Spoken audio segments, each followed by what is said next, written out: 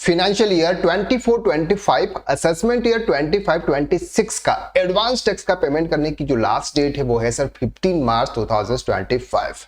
That means कि अगर आपका टैक्स पेबल 2024-25 फाइनेंशियल ईयर का 10,000 रुपीज से ज्यादा का अगर आपका बनता है तो आपको एडवांस टैक्स पे करने की नीड होती है, अदरवाइज फिर आपका लेट फीस यानी कि इंटरेस्ट चार्ज होना शुरू हो जाता है। तो आज के इस वीडियो में हम बात करने वाले हैं कि अगर आप एडवांस टैक्स का पेमेंट करना चाहते हैं, इनकम टैक्स पोर्टल से एडवांस टैक्स का पेमेंट आप किस तरह से कर सकते हैं।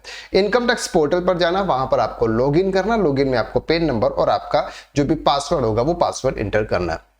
इसके बाद आपको ई फाइल के ऑप्शंस पे जाना है। ई फाइल के ऑप्शंस पे यहाँ पर आपको ई पे टैक्स का ऑप्शंस दिखेगा, इस पर आपको क्लिक करना है। जैसे ही इस पर आप क्लिक करेंगे यहाँ पर आपको न्यू पेमेंट के ऑप्शंस पर क्लिक करना है। न्यू पेमेंट के ऑप्शंस पे जाने के बाद में आपको यहाँ पर जाना है sir advance tax, self assessment tax and tax on distributed, ये वाला जो ऑप्शन है यहाँ पर आपको प्रोसीड करना है।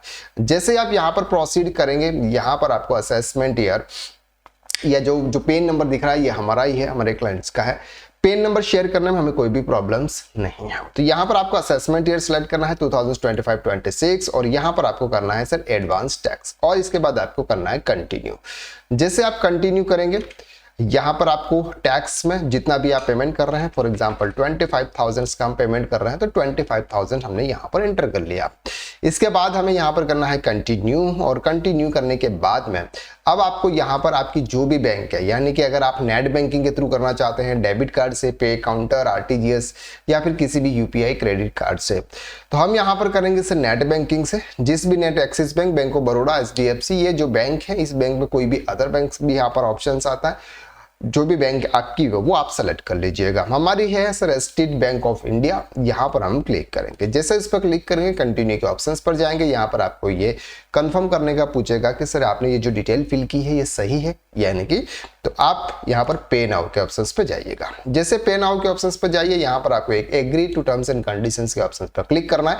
14 पॉइंट्स दे रखे हैं, अगर आप इसको रीड करना चाहते हैं तो कर सकते हैं, रीड कर भी लोगे तो भी आपको यहाँ पर तो टिक करना ही पड़ेगा। तो सबमिट टू बैंक कर लीजिएगा। अब ये सीधा आपके बैंक के पोर्टल पर लेके जाएगा। यहाँ पर आपको यूजर आईडी और पासवर्ड आपको यहाँ पे इंटर करना है। हमने नेट बैंकिंग के थ्रू पेमेंट कर दिया, वहां पर आपको कुछ भी नहीं करना, लॉगिन आईडी और पासवर्ड आपको एंटर करना है। जैसे आप नॉर्मल अदर पेमेंट्स करते हैं वैसे ही पेमेंट करना है। पेमेंट हो गया, यहाँ पर आप डाउनलोड जाएंगे, डाउनलोड पे क्लिक करेंगे। डाउनलोड पे क्लिक करने के बाद उसकी ये रिसिप्ट है ये आपकी ओपन हो जाएगी।